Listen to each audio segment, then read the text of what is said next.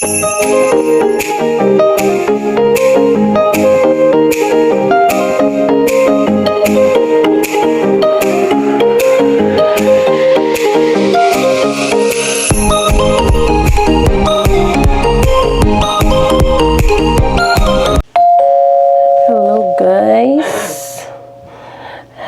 Wednesday! Ang ulam, iyan o, kaldereta. Ayan yung cheese sa ibabaw. Magpainit tayo. Ang sarap niyan. Subuan ko si Hailey. Hindi daw siya nakakakain masyado kapag solo lang siya. So, sasabayan ko si Hailey ngayon. Subuan ko na lang siya. Yan ang napansin namin sa kanya ngayon. Kailangan sabayan tong batang to. Kasi pag ako na lang ang kumakain, makikisubo siya. Pero pag siya lang ang pinapakain at nakakonsentrate ako, konti lang ang nakakain niya, guys. Kaya, ayan, kuha tayo ng rice. Magpapainit ako. Yan. Si Hailey naman yung sauce lang yan, saka yung, ano yun, carrots and, potato. Dito na kaming dalawa sa aking plate. Dagdag natin konti. Yung mauubos ko lang. Nakatulog ako. Kung sa mga talaga pakiramdam ko. Ano oras na? 8:20 na. Ngayon pa lang kami mag-dinner. Nagmerienda naman ako ng tinapay. Tapos naglaro-laro kami ni Hailey. Tapos nakatulog ako. Ayan. Ginikising na ako ni Hailey. Hinihila-hila na ako kanina. Lagay tayo. Ayan, ayan guys. So, request granted sa caldereta. Beef caldereta. Hailey, wait. Let's get our food first. Lagay tayo ng cheese. Yummy. Let's get more sabaw. Yes, wait lang. Yan, painit natin. Ay. Say hi. Say hi to the guys. Ay, wait lang. May nakatakip. Yan, mapainit lang natin, no? Susubuan kita.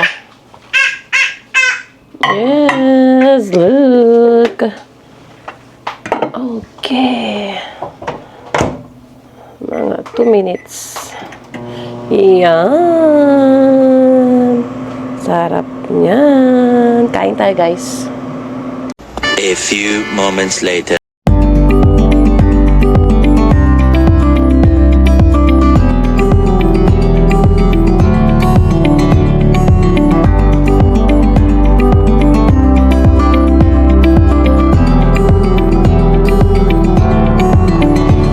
Hello guys, ayan, nakatapos na kami kumain ng dinner ni Hailey. Sinubusubuan ko lang siya, medyo ngungo pa ako, may sipon pa rin talaga. Ayan, so baka bukas mag-absent na ako, ipahinga ko na. Ang ating kakainin ngayon, manggang hilaw, and may bagong tayo. Ayan o, Barrio Fiesta. Baka naman, Barrio Fiesta. Yan. Pag nakakita ako ng mga ganyang mangga sa grocery, ay, kumukuha ako. Yan. Isipin natin na lang na Indian mango yan ng Pilipinas. Yan. Nabalatan na siya kagabi ni Mama. Ngayon natin siya kakainin. Kasi kagabi, baka sumakit ang tiyan ko. At, ano ba kinain natin kagabi? Ay, nag-Hong Kong noodles lang ako. Tapos sabi ko, ngayon ko na lang ito kakainin. So, ayan, kain guys. Habang kwentuhan tayo. Ayan. Ganito lang naman ang senaryo namin gabi-gabi ni Hailey at ni Mama. Kaming tatlo lang hiwa-hiwalay pang kumain. Pero ngayon nga, nagsabay na kami ni Hailey. Sinubusubuan ko. Pero konti lang kinain niya. Kasi nagdede daw to kanina. Ngayon binigyan ko na ng grapes. Ayan, gustong-gusto niya yung mga fruits. Ako naman mangga. Simula nung bumalik akong work, ganito na yung setup namin. Hindi na namin nakakasabay mag-dinner si Harold kasi tulog siya.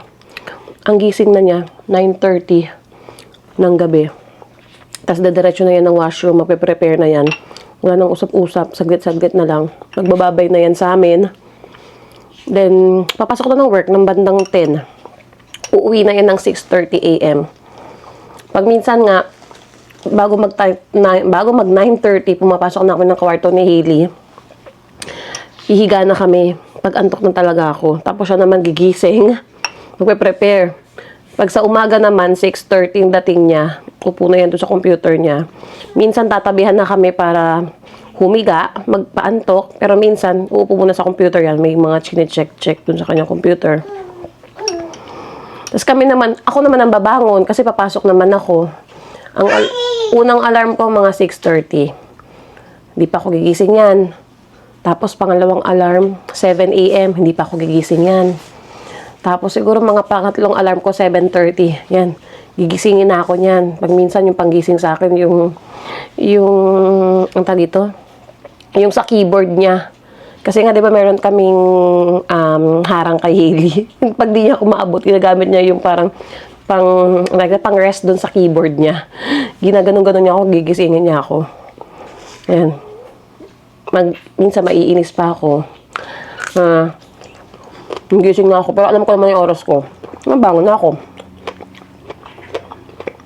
Siyempre guys, dahan-dahan ng bangon. Kasi si Hailey tulog pa, ayokong magising para makakilos ako. Makakilos din kami lahat dito sa umaga.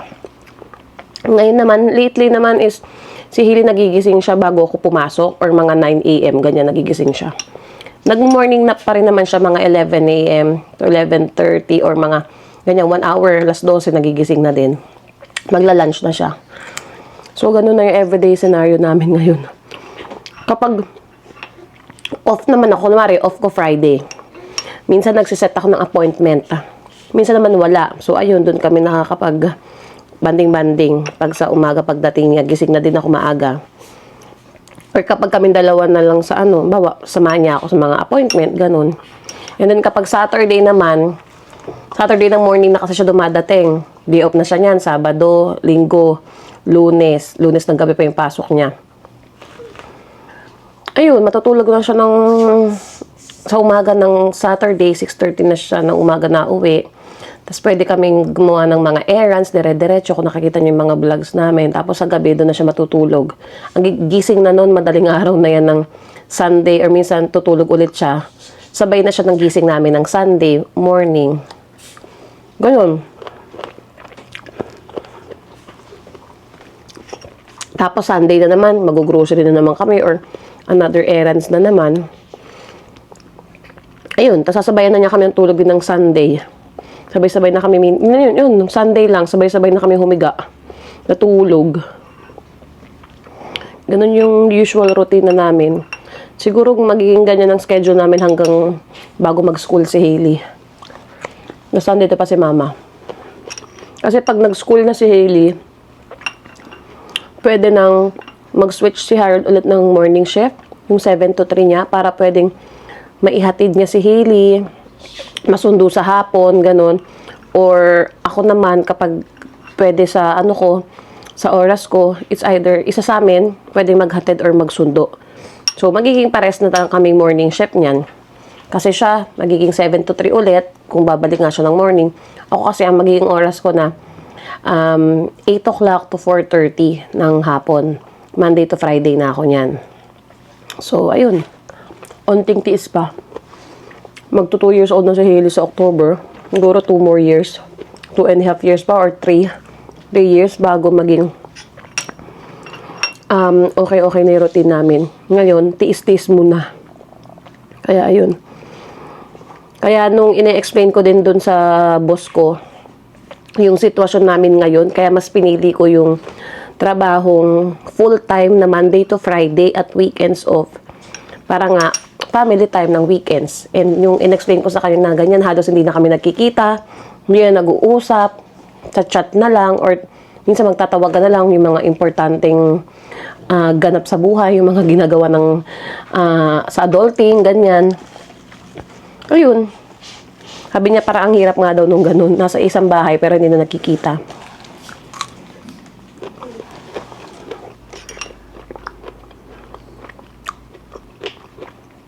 Ang sarap.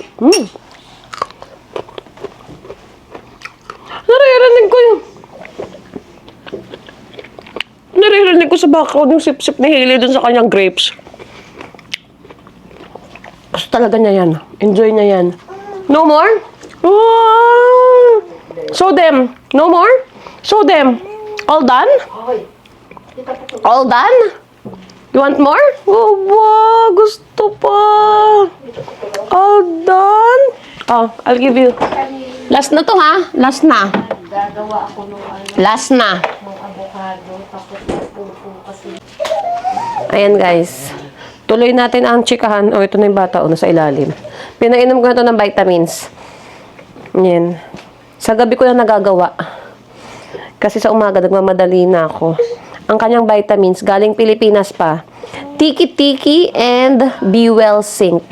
So, ayan. Pag naubos si Be Well Zinc, meron kami ditong Celine naman sa kanya. Gustong-gusto naman niya. Pinapainom ko na lang sa kanya doon sa maliit niyang medicine cup. Ayun, gustong-gusto. Tapos tubig kasi medyo matamis. O, ayan na. Gusto na yan. Gusto na niyan sumama dito sa vlog eh. O. 1, 2, 3! And nag-message na pala ako sa aking boss. Sabi ko mag-absent na ako bukas. Sinong nakaka-relate, guys? Ilang araw na akong pumapasok na may sipon. Simula nung Monday, Tuesday, Wednesday. Ngayon ko na lang naisipan na magpahinga na muna Thursday. Day off ako ng Friday. Ayan, guys. Ituloy natin. Parang naputol yung recording kanina nung sinabi kong day off ako ng Friday. So, ayan. Naisipan ko nang mag-absent. Madami pa naman akong sick leave na bayad. So, ayan, sabi ni Harold, huwag ako magpakabayani at pumasok sa trabaho ng ganitong sinisipon, may sore throat na dry cough. Though, iniinuman ko naman siya ng gamot, Newsep, Bioflu, Strepsils, yung cough syrup na galing Pilipinas. Parang hindi umi-effect. Ayan, and buti nga si Hailey, kahit clingy yan sa akin, hindi siya nahahawa. Hopefully, hindi talaga mahawa si Hailey kasi mas mahirap pag may sakit tong bata. Mas okay sa akin na lahat. Si Mama magaling na yan. And si Harold, malakas din ang immune system niyan. Hindi ganun siya nahahawa. Ako medyo recently, konting virus lang nahahawaan ako katulad nung nangyari nung last December. Yung matindi kong flu. Tapos ngayon na lang ulit. Tapos ayan, spring season na, diba? Mga allergy season na. So, ayun lang naman. Kailangan din natin magpahinga. Ayan, para makarecover ang katawan ko bago mag-start sa bagong work sa Monday. So, ayan, more fluids. Nagba-vitamins naman ako everyday, pero hindi mo rin talaga masabi yung weather kapag andyan na yung virus. Especially pag nasa Skytrain, kapag siksikan talaga ang mga tao, tapos may umubo lang dyan, may nag-atching lang dyan, diba? Kalat na agad yung virus. Nahirapan naman ako mag-face mask.